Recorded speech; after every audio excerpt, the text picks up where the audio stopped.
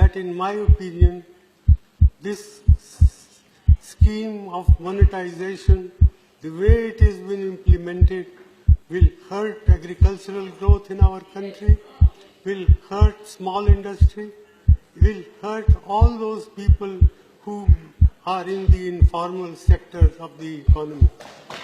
And my own feeling is that the national income, that is the GDP of the country, can decline by about 2 percentage points as a result of what has been done.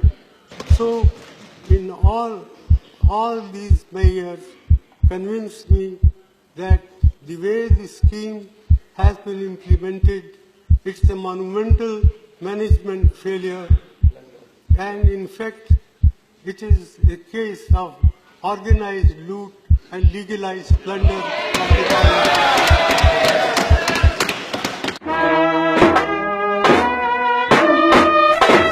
और बड़े बड़े विद्वान,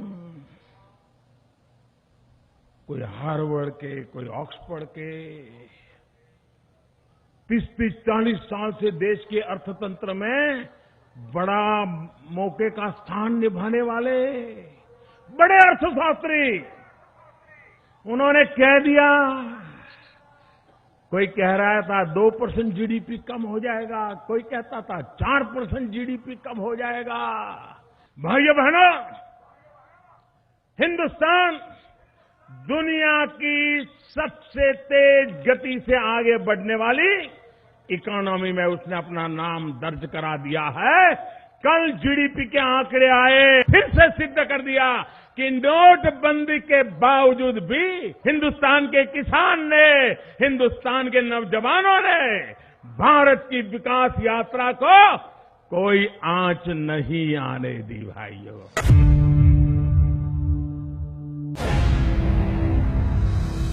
India is no longer the fastest growing economy in the world. New government data released on May 31st show a slowdown in the country's GDP growth. Prime Minister Narendra Modi imposed a ban in November to void all high-value banknotes, which led to a significant drag on the economy in the months that followed. और GDP के आंकड़े आज सामने आए। नोटबंदी ने GDP growth को तगड़ा झटका दिया है। वित्त वर्ष 2016-17 में जीडीपी ग्रोथ 7.1% रही, जबकि 2016 के संशोधित जीडीपी ग्रोथ 8% रही थी।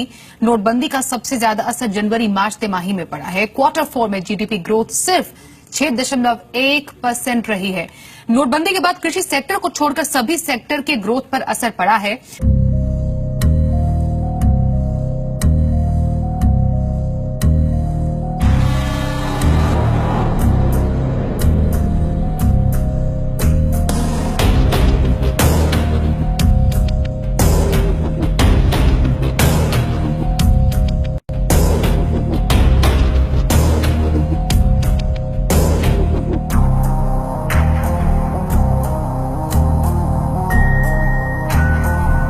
भाइयों बहनों, देश ने देख लिया हार्डवेयर वालों की सोच क्या होती है, हार्ड वर्क वालों की सोच क्या होती है।